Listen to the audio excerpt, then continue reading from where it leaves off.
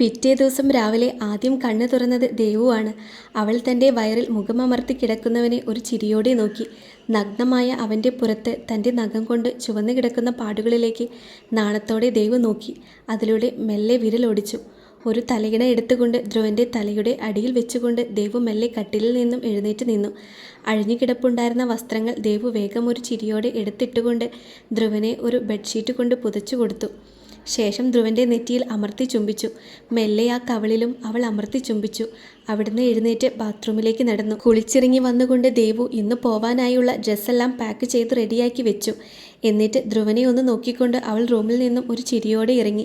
ഹാളിൽ അനിതയും അജുവും മീനുവും വേദയും വിന്ദയും സംസാരിച്ചിരിപ്പുണ്ടായിരുന്നു. ദേവുവിനെ കണ്ട അജു അവളെ നോക്കി ചിരിച്ചു കാണിച്ചു. ധ്രുവേട്ടൻ എഴുന്നേറ്റില്ലേ? അജു ചോദിച്ചു. ഇല്ല, ശിവേട്ടൻ ഇന്നലെ എന്തോ ബിസിനസ് കാര്യമുണ്ടായിരുന്നു, അതിനു വേണ്ടി പോയി തിരിച്ചു വന്ന് സമയം വൈകി.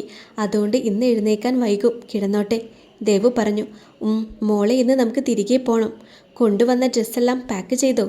അനിത ചോദിച്ചു. അതൊക്കെ ചെയ്ത അനിയമ്മേ.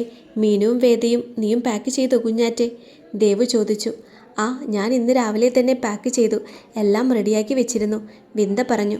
ഞാനും ഇച്ചായനും കൂടെ ഇന്നലെ തന്നെ എല്ലാ പാക്കിംഗ് പരിപാടികളും കഴിച്ചു, മീനുവും പറഞ്ഞു. ഞാൻ ഇന്നാ എല്ലാം ഒതുക്കി പെറുക്കി വെച്ചത്. കുറച്ച് സാധനം കൊണ്ട് വന്നിട്ടുള്ളത് കൊണ്ട് കുഴപ്പമില്ല അല്ലേ? എന്തേലും മറന്നു പോകുമോ എന്ന ടെൻഷനാവും എനിക്ക്, വേദ പറഞ്ഞു. ഇതിനെ തള്ളവൈബ് എന്നാ പറയാ. ദേവേടത്തി ഇവിടെ ഉള്ളതിൽ വെച്ച് ഏറ്റവും പാവം ദേവേടത്തിയാണ്. പിന്നെ ഉള്ളത് ഒക്കെ എന്നെ എയറിലാക്കും, അജു പറഞ്ഞു. എയറിലാവാൻ വേണ്ടി വിടുവായിത്തരം പറഞ്ഞിട്ടല്ലേ? മീനു ചോദിച്ചു. അതെ, ബുദ്ധിയില്ലെങ്കിൽ മിണ്ടാതെ ഇരിക്കണം, ദേവു പറഞ്ഞു. അല്ലാതെ ബുദ്ധിയില്ലായ്മ അഹങ്കാരമായി കൊണ്ട് നടക്കരുത്, വിന്ദയും പറഞ്ഞു. മതി മക്കളെ, പാവമല്ലേ അവൻ, അനിത പറഞ്ഞു. ഇതാ ഞാൻ പറഞ്ഞേ, ഇവിടെ ഉള്ളതിൽ വെച്ച് ഏറ്റവും പാവം എൻ്റെ ദേവേടത്തിയാണ് എന്ന്, അജു പറഞ്ഞു. അത് പോട്ടെ, വിട്ടുകളയടാ. എടികളെ, ഇനി മേലാൽ എൻ്റെ അനിയനെ ഇങ്ങനെ പറഞ്ഞാലുണ്ടല്ലോ, നല്ല ഇടിവെച്ച് തരും ഞാൻ, വേദ പറഞ്ഞു. അങ്ങനെ പറഞ്ഞു കൊടുക്ക് ദേവേടത്തി. ദേവേടത്തി പറഞ്ഞത് എല്ലാവരും കേട്ടല്ലോ, അജു പറഞ്ഞു. അജുവിൻ്റെ സംസാരം കേട്ട് ദേവുവും മീനും വിന്ദയും അനിതയും പൊട്ടിച്ചിരിച്ചു. അങ്ങനെ അന്ന് വൈകുന്നേരത്തോടെ അവർ റിസോർട്ട് വിക്കേറ്റ് ചെയ്തുകൊണ്ട് അവിടെ നിന്ന് പോവാനായി റെഡിയായി. റിസോർട്ട് പൂട്ടി അതിൻ്റെ കീ ദാസിൻ്റെ കയ്യിൽ തന്നെ ഒരു ചിരിയോടെ സ്റ്റാലിന് കൊടുത്തു. എല്ലാവരും വണ്ടിയിൽ കയറിയിരുന്നു. സ്റ്റാലിൻ വണ്ടിയിൽ കയറി ഡോർ അടച്ചുകൊണ്ട് മീനുവിൻ്റെ അരികിലായി പോയി ഇരുന്നു. ട്രാവലർ ആ റിസോർട്ടിൻ്റെ ഗേറ്റ് കടന്നുകൊണ്ട് അവിടെ നിന്നും പതിയെ പതിയെ മുന്നോട്ട് പോയി തുടങ്ങി. തൃശ്ശൂരിലെ ദിവസങ്ങൾ ധ്രുവൻ്റെയും ആദിയുടെയും സ്റ്റാലിൻ്റെയും ആകാശിൻ്റെയും ജീവിതത്തിലെ മറക്കാൻ കഴിയാത്ത ദിവസങ്ങളായിരുന്നു. ഓരോരുത്തർക്കും ഓരോ അനുഭവം സമ്മാനിച്ചിട്ടാണ് തൃശ്ശൂരിൽ നിന്നും അവരെല്ലാവരും മടങ്ങുന്നത്. വടക്കുന്നാഥൻ്റെ മുന്നിലൂടെ കടന്നു പോകുമ്പോൾ അവർ എല്ലാവരും കണ്ടു ആ വലിയ ഗോപുരത്തിൻ്റെ മുന്നിലായുള്ള കൽവിളക്കിൽ ജ്വാലയോടെ ദീപം തെളിഞ്ഞു കത്തുന്നത്. കുറേ ദൂരം പിന്നിട്ടതും വീണ്ടും വരിക, നന്ദി തൃശ്ശൂർ എന്ന ആ ബോർഡ് അവർ കണ്ടു. അതോടെ അവർക്ക് മനസ്സിലായി തൃശ്ശൂരിൻ്റെ അതിർത്തി അവർ കടന്നു എന്ന്. മീനു സ്റ്റാലിൻ്റെ കയ്യിൽ ചുറ്റിപ്പിടിച്ചുകൊണ്ട് അങ്ങനെ കിടന്നു. അവൾക്ക് വയറുവേദനയായിരുന്നു. ദേവു ധ്രുവൻ്റെ നെഞ്ചിലേക്ക് ചേർന്ന് കിടന്നു. ധ്രുവൻ അവളെ അവനിലേക്ക് ചേർത്ത് പിടിച്ചിരുന്നു. വിന്ദ ആദിയുടെ തോളിൽ ചാരിക്കിടന്നു. ആദി അവളുടെ കവളിൽ കൈകൊണ്ട് മെല്ലെ തലോടിക്കൊണ്ടിരുന്നു. വേദ ആകാശിൻ്റെ കയ്യിലേക്ക് അവളുടെ വിരലുകൾ ചേർത്ത് കോർത്തു പിടിച്ചു. ആകാശ് അവളുടെ കയ്യിൽ മൃദുവായി തലോടിക്കൊണ്ടിരുന്നു. വണ്ടിയുടെ വേഗത കൂടിക്കൊണ്ടിരുന്നു. യാത്ര മൗനമാണെങ്കിലും ആ യാത്രയിൽ ഒരു സമാധാനം തങ്ങി നിന്നിരുന്നു. ഇനിയൊരിക്കലും തങ്ങളുടെ കുടുംബത്തിനെ തേടി ഒരു പ്രശ്നവും വരില്ല എന്നുള്ള ഒരു സമാധാനമായിരുന്നു ആ 4 ആൺപിള്ളേരിലും നിറഞ്ഞു നിന്നത്. വൈകുന്നേരം തൃശ്ശൂരിൽ നിന്നും പുറപ്പെട്ട അവർ രാവിലെയാണ് കോട്ടയത്തേക്ക് തിരിച്ചെത്തിയത്. അവരുടെ വീടിന് മുന്നിൽ ട്രാവലർ വന്നു നിന്നു. വീടിൻ്റെ മുന്നിലെത്തിയതും പെൺപിള്ളേർക്ക് സന്തോഷമായി. അവർ ട്രാവലറിൽ നിന്നും വേഗം ചാടിയിറങ്ങി. ട്രാവലറിൻ്റെ കാശ് എത്രയാ എന്ന് ചോദിച്ച് അത് സെറ്റിൽ ചെയ്തുകൊണ്ട് ആകാശ് ആദ്യം തന്നെ അയാളെ വിട്ടു. ആ വണ്ടിയിൽ നിന്നും എടുത്തു വെച്ച ബാഗെല്ലാം എടുത്തുകൊണ്ട് വീടിൻ്റെ അകത്തേക്ക് കയറി. സോഫയിൽ ബാഗ് വെച്ചുകൊണ്ട് ആൺപിള്ളേർ ആ സോഫയിൽ തന്നെ ഇരുന്നു. അടുക്കളയിൽ പോയി തിരിച്ചു വന്ന പെൺപിള്ളേർ അവിടെയുള്ള സോഫയിലിരുന്നു. ഇവിടെ ഒന്ന് വൃത്തിയാക്കണം, എന്നാലേ ഇനി അടുക്കളയൊക്കെ യൂസ് ചെയ്യാൻ പറ്റൂ, മീനു പറഞ്ഞു. അതിനെന്താ, നമുക്ക് വൃത്തിയാക്കാലോ, ഡ്രസ്സ് മാറിയിട്ട് നമുക്ക് ഇവിടെ മുഴുവൻ വൃത്തിയാക്കാം, വിന്ദ ഒരു ചിരിയോടെ പറഞ്ഞു. മക്കളെ, നിങ്ങളും ഇവരുടെ കൂടെ കൂടിക്കോ കേട്ടോ. ഈ മുറ്റത്ത് വീണ് കിടക്കുന്ന ഇലയൊക്കെ അടിച്ചു കൂട്ട്, എന്നിട്ട് തീയിടണം, അനിത പറഞ്ഞു. അതിന് ഞങ്ങൾ കൂടിക്കോളാം, അമ്മ പോയി കിടന്നു. ഇത്രയും ദൂരം യാത്ര ചെയ്ത് വന്നതല്ലേ, അമ്മ പോയിട്ട് കിടന്നോ അമ്മേ, ധ്രുവൻ പറഞ്ഞു. എന്നാ പിന്നെ നീയും പോയി കിടന്നോ അജു, നിനക്ക് ഇന്ന് ഒരു ദിവസം കൂടെ അവധിയുള്ളൂ, നാളെ മുതൽ ക്ലാസ്സിന് പോകണം, സ്റ്റാലിൻ പറഞ്ഞു. ഓ ആയിക്കോട്ടെ, വാ അനിയമ്മേ, ഞാൻ ബാഗ് റൂമിൽ കൊണ്ടുവച്ച് തരാം. അജു അവൻ്റെയും അനിതയുടെയും ബാഗ് എടുത്തുകൊണ്ട് മുകളിലേക്ക് നടന്നു. അവൻ്റെ കൂടെ ഒരു ചിരിയോടെ അനിതയും നടന്നു. അവർ രണ്ടുപേരും പോകുന്നത് ഒരു ചിരിയോടെ അവർ എല്ലാവരും നോക്കിയിരുന്നു. ഞാൻ പോയി ഡ്രസ്സ് മാറിയിട്ട് വരാം. ദേവു ബാഗ് എടുത്തുകൊണ്ട് റൂമിലേക്ക് പോയി. അവൾക്ക് പിന്നാലെ ബാഗ് എടുത്തുകൊണ്ട് വിന്ദയും വേദയും മീനുവും റൂമിലേക്ക് പോയിരുന്നു. ആൺപിള്ളേർ പോയതും ആദി വളരെ ഗൗരവത്തിൽ ബാക്കിയുള്ളവരെ നോക്കി. എനിക്ക് നിങ്ങളോട് വളരെ അത്യാവശ്യമായിട്ട് ഒരു കാര്യം പറയാനുണ്ട്, ആദി പറഞ്ഞു. പറ, ധ്രുവൻ പറഞ്ഞു. ഇത് മെയ് ആയി. നമ്മൾ അടുത്ത മാസം ഇവിടെ നിന്നും പാലക്കാട് പോകുന്നതിന് മുന്നേ ഭാര്യമാരുടെ വീട്ടിൽ പോയി കാര്യം പറയണം, ആദി പറഞ്ഞു. എൻ്റെ ഭാര്യയുടെ വീട്ടിൽ എന്നെ അംഗീകരിക്കുമെന്ന് എനിക്ക് തോന്നുന്നില്ല, സ്റ്റാലിൻ പറഞ്ഞു. അവിടെ നിന്നെയല്ല, എന്നെ പോലും അംഗീകരിക്കില്ല, പിന്നെയാ, ധ്രുവൻ പറഞ്ഞു. എന്നാലും പോയി പറയണം, അതാണ് വേണ്ടത്. എൻ്റെ ഭാര്യ വീട്ടുകാർക്ക് പിന്നെ സന്തോഷമായിരിക്കും, അതെനിക്ക് നല്ല ഉറപ്പാണ്, ആകാശ് പറഞ്ഞു. അങ്ങനെ നമ്മളെ അംഗീകരിക്കുവാണെങ്കിൽ അവിടെ ഒരു ദിവസം നിന്നിട്ട് നമ്മൾ പാലക്കാട് പോവാണ്, ജോലിയുടെ കാര്യത്തിന് വേണ്ടിയാണെന്ന് പറയണം, ഇടയ്ക്ക് ഇങ്ങോട്ട് വരാമെന്നും പറയണം, സ്റ്റാലിൻ പറഞ്ഞു. പക്ഷേ ഇതൊന്നും നടക്കുമെന്ന് എനിക്ക് തോന്നുന്നില്ല. കാരണം അവർക്കൊക്കെ നമ്മളോട് നല്ല രീതിയിലുള്ള ദേഷ്യമുണ്ട്, ധ്രുവൻ പറഞ്ഞു. കാലം മായ്ക്കാത്ത ദേഷ്യവും വിരോധവുമില്ല ധ്രുവ, നീയൊന്ന് പോസിറ്റീവ് ആവൂ, ആകാശ് പറഞ്ഞു. ഇനി അവർ ഓക്കെ ആവുകയാണ് എങ്കിൽ ഈ വീട്ടിൽ വന്ന് നിൽക്കാൻ പറയണം. ഇവിടെ അവർ എല്ലാവരും കൂടി നിന്നോട്ടെ, ഇടയ്ക്ക് നമുക്ക് ഇങ്ങോട്ട് വരാം, അവർക്ക് അങ്ങോട്ടും വരാം, ആദി പറഞ്ഞു. ഇതൊരു നല്ല ഐഡിയ ആണ്. കാരണം എന്താണെന്ന് വെച്ചാൽ മീനുവിൻ്റെയും ധ്രുവൻ്റെയും അച്ഛൻ്റെ അനിയത്തിയാണ് ദേവുവിൻ്റെ അമ്മ. ദേവുവിൻ്റെ അച്ഛൻ്റെ അനിയത്തിയാണ് കുഞ്ഞാറ്റയുടെ അമ്മ, സ്റ്റാലിൻ ഒരു ചിരിയോടെ പറഞ്ഞു. അത് ശരിയാ, അപ്പോൾ അവർക്ക് പരസ്പരം അറിയാം, അതുകൊണ്ട് തന്നെ അവർ നിന്നോളും. പിന്നെ എൻ്റെ അമ്മായി അച്ഛനെയും അമ്മായി അമ്മയെയും ഇവിടെ കൊണ്ടുവന്ന് നിർത്തിയാൽ മതി, ആകാശ് പറഞ്ഞു. ആദ്യം നമുക്ക് നാളെ ഓരോരുത്തരായി അവരവരുടെ ഭാര്യ വീട്ടിൽ പോയി നോക്കാം. എന്താണ് അവരുടെ അഭിപ്രായം എന്ന് അറിയണമല്ലോ, ധ്രുവൻ പറഞ്ഞു. അപ്പോൾ അജുവും അമ്മയും ഇവിടെ നിന്നോളും. നമുക്ക് പോയി അവർ സമ്മതിക്കുവാണെങ്കിൽ അവിടെ അന്നത്തെ ദിവസം നിന്നിട്ട് വരാം, ആദി പറഞ്ഞു.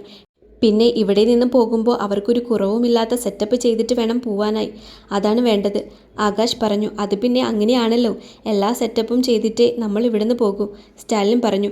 അതിനു മുന്നേ നമുക്ക് നമ്മുടെ ഭാര്യമാരോട് ഈ കാര്യം പറയണം, എന്നിട്ട് അവരെ ഓക്കെ ആക്കണം, അതാണ് ആദ്യം വേണ്ടത്, ധ്രുവൻ പറഞ്ഞു. അതൊക്കെ ഈസിയല്ലേ, നമ്മൾ കാര്യം പറഞ്ഞാൽ മനസ്സിലാവാത്ത ഭാര്യമാരല്ലല്ലോ നമുക്കുള്ളത്, അതുകൊണ്ട് അവരോട് കാര്യം പറയണം, ആദി പറഞ്ഞു. പെൺപിള്ളേർ ഡ്രസ്സ് മാറി വന്നതും വീട് വൃത്തിയാക്കൽ പരിപാടി തുടങ്ങിയിരുന്നു. കിടക്കുന്ന ഓരോ റൂമിലെയും ബെഡ്ഷീറ്റും പില്ലോ കവറും എല്ലാം അവർ മാറ്റിയിട്ടു. പൊടിയെല്ലാം അടിച്ച് തൂത്തുവാരിയെടുത്തു. അവിടെ എല്ലാവിടെയും തുടച്ച് വൃത്തിയാക്കി. പിന്നെ ഹാളും അടുക്കളയും താഴെയുള്ള റൂമും ഉമ്മറവും അങ്ങനെ എല്ലാം അവർ അടിച്ച് വൃത്തിയാക്കി തുടങ്ങി. ശേഷം അവർ പുറത്തേക്കിറങ്ങി. അതിനൊപ്പം കൂടെ ആൺപിള്ളേരും നിന്നു. എല്ലാം അടിച്ചു വാരി കത്തിച്ച് വൃത്തിയാക്കിയെടുത്തു അവർ ആ പരിസരം മുഴുവനും. കുളിച്ചു കഴിഞ്ഞ് വന്ന് അടുക്കളയിൽ കയറി ഭക്ഷണമുണ്ടാക്കി കഴിച്ചുകൊണ്ട് അവർ നേരത്തെ കിടക്കാനായി പോയിരുന്നു. ദേവു റൂമിലേക്ക് വരുമ്പോൾ ധ്രുവ് കട്ടിലിരിപ്പുണ്ട്. ഒരു ചിരിയോടെ ദേവു അവനെ നോക്കി. വാതിൽ ലോക്കാക്കിക്കൊണ്ട് അവൻ്റെ അടുത്ത് വന്നിരുന്നു. അഞ്ജു, ധ്രുവ് മെല്ലെ വിളിച്ചു. എന്താ ശിവേട്ടാ, ദേവു മെല്ലെ ചോദിച്ചു. നമുക്ക് നാളെ നിന്റെ വീട് വരെ പോയാലോ? കുറേയായി അല്ലേ നീ നിന്റെ വീട്ടിൽ പോയിട്ട്, ധ്രുവൻ പറഞ്ഞു. നമുക്ക് പോവാം, പക്ഷേ അവർക്ക് ശിവേട്ടനോട് നല്ല ദേഷ്യം കാണും. ആ ദേഷ്യത്തിൽ അവർ എന്തെങ്കിലും പറഞ്ഞാലോ, ദേവു ചോദിച്ചു. പറഞ്ഞാൽ എന്തേ, പറഞ്ഞോട്ടെ, എൻ്റെ അച്ഛനും അമ്മയുമല്ലേ, ധ്രുവൻ പറഞ്ഞു. ദേവു ഞെട്ടിക്കൊണ്ട് ധ്രുവനെ നോക്കി. ധ്രുവ് ദേവുവിൻ്റെ ചുണ്ടിൽ ഒന്ന് അമർത്തിക്കടിച്ചു. ശിവേട്ടൻ കാര്യമായിട്ട് പറഞ്ഞതാണോ? ദേവു ധ്രുവൻ്റെ നെഞ്ചിലേക്ക് ചേർന്നിരുന്നു കൊണ്ട് ചോദിച്ചു. അതെ, ഞാൻ നിന്നോട് വേറെയൊരു കാര്യം പറയട്ടെ, ഒരു സർപ്രൈസ്, ധ്രുവൻ പറഞ്ഞു. പറ, ദേവു പറഞ്ഞു. നമ്മൾ അടുത്ത മാസം പാലക്കാട് പോവാണ്. അന്ന് ഞങ്ങൾ എല്ലാവരും കൂടി പാലക്കാട് പോയത് അവിടെ ഒരു നല്ല വീട് വാങ്ങാനാണ്, ധ്രുവൻ പറഞ്ഞു. ദേവുവിൻ്റെ കണ്ണുകൾ വിടർന്നു. അവൾ ഒരു ഞെട്ടലോടെ ധ്രുവനെ നോക്കി. എന്നിട്ട്, ദേവു ചോദിച്ചു. എന്നിട്ടെന്താ, ഞങ്ങൾ അവിടെ നല്ലൊരു വീട് വാങ്ങിയിട്ടുണ്ട്. നമ്മൾ ഈ വിഷുവിന് മുന്നേ അവിടേക്ക് പോകും, ധ്രുവൻ പറഞ്ഞു. അപ്പോൾ ഇനി നമ്മൾ കോട്ടയത്തേക്ക് തിരിച്ചു വരില്ലേ ശിവേട്ടാ, ദേവു ചോദിച്ചു. നമ്മൾ കോട്ടയത്തേക്ക് വരും, ഇടയ്ക്ക്. അതിനു മുന്നേ നീ നിൻ്റെ അച്ഛനെയും അമ്മയെയും കാണണം, എനിക്ക് ഒരു മാപ്പ് പറയണം, പിന്നെ ഇങ്ങനെ പോകുന്ന കാര്യമെല്ലാം പറയണം. അതിനുശേഷം ഈ വീട്ടിൽ അവരെ കൊണ്ടുവന്ന് താമസിപ്പിക്കണം, ധ്രുവൻ പറഞ്ഞു. അപ്പോൾ അവിടെ വേറെ ആരും ഉണ്ടാവില്ലേ, ദേവു ഒരു വിഷമത്തോടെ ചോദിച്ചു. ഇവിടെ കുഞ്ഞാറ്റിയുടെ അമ്മയും അച്ഛനും, മീനുവിൻ്റെ അമ്മയും അച്ഛനും, വേദയുടെ അമ്മയും അച്ഛനും എല്ലാം കാണും, ധ്രുവ് പറഞ്ഞു. അങ്ങനെയാണെങ്കിൽ കുഴപ്പമില്ല. പിന്നെ ഇപ്പോഴുള്ള നമ്മുടെ ജീവിതത്തിൽ നിന്നും നല്ലൊരു ഒതുക്കമുള്ള ഒരു ജീവിതം കിട്ടും, ദേവു പറഞ്ഞു. അതിനുവേണ്ടിയാണ് ഇങ്ങനെയൊരു തീരുമാനം ഞങ്ങൾ 4 പേരും കൂടെ എടുത്തത്, ധ്രുവൻ പറഞ്ഞു. എന്നാൽ പിന്നെ നമുക്ക് നാളെ തന്നെ എൻ്റെ വീട്ടിലേക്ക് പോവാം, ദേവു പറഞ്ഞു. പോവണം, ധ്രുവൻ ദേവുവിൻ്റെ മേലെ കയറി കിടന്നുകൊണ്ട് പറഞ്ഞു. ദേവു ഒന്ന് മൂളി. നീ ഇങ്ങനെ മൂളല്ലേ അഞ്ജു, എന്ന് പറഞ്ഞുകൊണ്ട് ധ്രുവൻ ദേവുവിൻ്റെ ദേഹത്തേക്ക് പടർന്നു കയറാൻ തുടങ്ങിയിരുന്നു. ധ്രുവൻ ദേവുവിനോട് പറഞ്ഞതുപോലെ തന്നെ ആകാശും ആദിയും സ്റ്റാലിനും അവരുടെ ഭാര്യമാരോട് പറഞ്ഞു കൊടുത്തു. പിറ്റേ ദിവസം അത് ആൺപിള്ളേർ അനിതയോടും അജുവിനോടും പറഞ്ഞു. അതൊരു നല്ല തീരുമാനമാണെന്ന് അനിത പറഞ്ഞു. അതിനെ തുടർന്ന് എല്ലാവരും പോവാനായി റെഡിയായി ഹാളിലേക്ക് വന്നു നിന്നു. അമ്മേ, അജു, ഞങ്ങൾ പോയിട്ട് വരാം, ധ്രുവ് പറഞ്ഞു. പോയി വാ മക്കളെ, അനിത പറഞ്ഞു. ബാക്കി എല്ലാവരോടും യാത്ര പറഞ്ഞുകൊണ്ട് അവർ അവിടെ നിന്നും ഇറങ്ങി. ധ്രുവൻ്റെ കാറിലായിരുന്നു ദേവും ധ്രുവനും പോയത്. അങ്ങനെ ഓരോരുത്തരായി യാത്ര പറഞ്ഞുകൊണ്ട് ആ വീട്ടിൽ നിന്നും ഇറങ്ങിയിരുന്നു. 1 മണിക്കൂറിനുള്ളിൽ ധ്രുവൻ്റെ കാർ ദേവുവിൻ്റെ വീടിൻ്റെ ഗേറ്റ് കടന്നുകൊണ്ട് മുറ്റത്ത് വന്ന് നിന്നു. വീടിൻ്റെ മുറ്റത്ത് പതിവില്ലാത്ത കാറൊച്ച കേട്ടുകൊണ്ട് മീരയും കൃഷ്ണനും പുറത്തേക്ക് വന്ന് നോക്കി. കാറിൻ്റെ കോ ഡ്രൈവ് സീറ്റിൽ നിന്നും പുഞ്ചിരിയോടെ ഇറങ്ങുന്ന മകളെയും ഡ്രൈവിംഗ് സീറ്റിൽ നിന്നും ഇറങ്ങുന്ന ധ്രുവനെയും ഒരു ഞെട്ടലോടെ അവർ കണ്ടു. വീടിൻ്റെ മുന്നിൽ തന്നെ നിൽക്കുന്ന അച്ഛൻ്റെയും അമ്മയുടെയും അടുത്തേക്ക് ധ്രുവൻ്റെ കയ്യിൽ ഇറുകെ പിടിച്ചുകൊണ്ട് ദേവു നടന്ന് അടുത്തു. അമ്മ, അച്ഛ, ദേവുവിൻ്റെ ശബ്ദമിടറി. മോളെ, കൃഷ്ണൻ്റെ ശബ്ദം വിറച്ചു. ദേവു ചെന്ന് അച്ഛനെ കെട്ടിപ്പിടിച്ചുകൊണ്ട് പൊട്ടിക്കരഞ്ഞു. ദേവു മോളെ, മീര വിളിച്ചു. അച്ഛനിൽ നിന്നും അകന്നു മാറിക്കൊണ്ട് ദേവു അമ്മയെ കെട്ടിപ്പിടിച്ചു. വളരെ മാസങ്ങൾക്ക് ശേഷം മകളെ കണ്ട സന്തോഷം ആ അച്ഛൻ്റെയും അമ്മയുടെയും മുഖത്ത് അലതല്ലി. മോനെ ധ്രുവ, നീ എന്താ അവിടെ നിൽക്കുന്നേ? കേറി വാ മോനെ, കൃഷ്ണൻ വിളിച്ചു. വാ മോനെ, മീരയും വിളിച്ചു. അതോടെ ധ്രുവനും വേഗം വീട്ടിലെ പടി ചവിട്ടി കയറി ആ അച്ഛൻ്റെയും അമ്മയുടെയും കാലിൽ തൊട്ടു. എന്താ മോനെ ഈ കാണിക്കുന്നേ? കൃഷ്ണൻ ധ്രുവൻ്റെ തോളിൽ പിടിച്ചുകൊണ്ട് ചോദിച്ചു. എന്നോട് ക്ഷമിക്കണം അച്ഛനും അമ്മയും, അന്ന് ഞാൻ അങ്ങനെയൊക്കെ പറഞ്ഞതിന്, ധ്രുവൻ പറഞ്ഞു.